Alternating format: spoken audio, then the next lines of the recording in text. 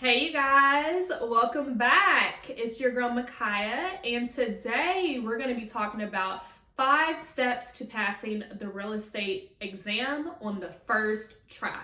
So I think I did another video previously where I talked about, my journey with getting my real estate exam, and I gave you guys a few pro tips. As I referenced in my other video, I actually did get my real estate license within 20 days. So I'm talking about the whole process, like going to school, taking my final, and taking the exam, all within 20 days. So shout out to me. But I wanted to come on here and just give you guys 5 pro tips, like quick tips, things that I use that help me to take everything first try and pass. Like this truly did help me. And I know it's helped a lot of the other people in my class because I've shared this with them. So I hope that it helps you guys if you're looking to get a real estate license as well. So first pro tip, use your free time outside of class to study, review notes, and read supplement material. So I'm talking about any free time. I literally spend all of my free time, or majority at least, outside of class studying. Like, because we went so quick and there's so much information you have to soak up that if you don't review it and keep it in your brain as you're learning new material the next day, you're gonna forget it all. Like, it's so much material. Like, I don't even know if you guys realize, like, agents will tell you, like, you forget it right out. Like, I took it, it's probably been 2 weeks now since I took and passed my state exam. I've already forgotten some of that material.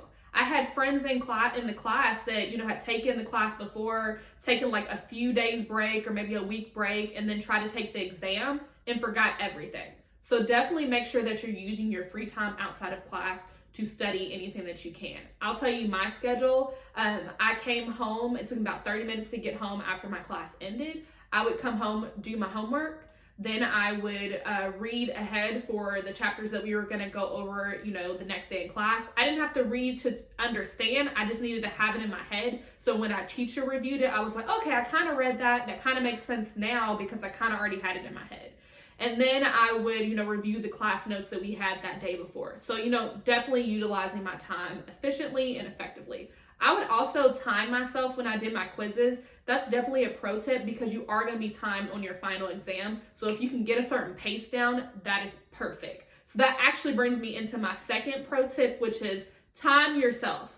Time yourself when you're doing any type of quizzes, practice exams, anything that, where you're answering multiple choice questions, because your exams will be multiple choice. Make sure that you're timing yourself to keep that pace. It's going to help you so much in the long run, and you're going to be able to save so much time on the final exam. I'll say on my final class exam, I probably had about 40 minutes left. Our exams were 4 hours. And then on my state exam, I probably had 30 minutes left. And that was just with, me pacing myself. I would do 30 questions in 15 minutes. That was the timer I would give myself. So, it just gets you on a good pace. So pro tip number 3, incorporate material into your daily life. Now, what do I mean about that? Or what do I mean by that? I mean, I'm sitting here having a conversation with my husband. I'm talking about something real estate related. I'm trying to explain to him a process. I think we had conversations. We bought a house last year, so we had conversations about, homestead protection and things of that nature because we wanted to, apply for that, our homestead exemption. We had conversations about anything and everything when it came to like our deed, our mortgage, like anything I was learning about that, I would talk to him about it. Even incorporating it when you're talking to, your friends or, maybe someone's looking to buy or purchase or lease. Like these are all things that you're going to learn, contracts, all of that you're going to learn, somehow incorporate it into your daily life. I also learned, and I've kind of known this for a while, when you teach other people, it actually helps you to learn the material yourself. So if you have like classmates that, you're reviewing the material with, teach each other, go back and forth. That will help you to incorporate the material and you'll understand it better because you know it now. Like you had to teach it to someone else, so you had to know it. So definitely do that. Okay, down to our 4th one. Almost one left after this, but 4th one. Take the exam as soon as possible after you're finishing the course. Like don't wait. Sign up for the soonest date. I say this because you guys, know more than you think you know. You may think, hey, I went over all this material very, very quickly. I need to take at least a week off to re-review all this. No, don't do that. just keep studying. Like I said, you've already been using your time outside of class to read the material and re-review things. You have a lot of information in your head. There's examples that your teacher of the class probably went over that is stuck in your head. If you take the time and, wait, you're gonna lose stuff. Like, life is gonna happen. Life happens for all of us. So, other priorities are gonna get in your way of studying. You're gonna just lose things as things happen. I can't tell you how many people in my class, because I just had the class in person, how many people in my class were repeats in the sense that they had taken the course either online or they had taken it in person before, but what they did was take like just a brief break, was like, hey, this was a lot, I learned a lot, but I wanted to just, take a break, enjoy, and then come back and, re-review everything.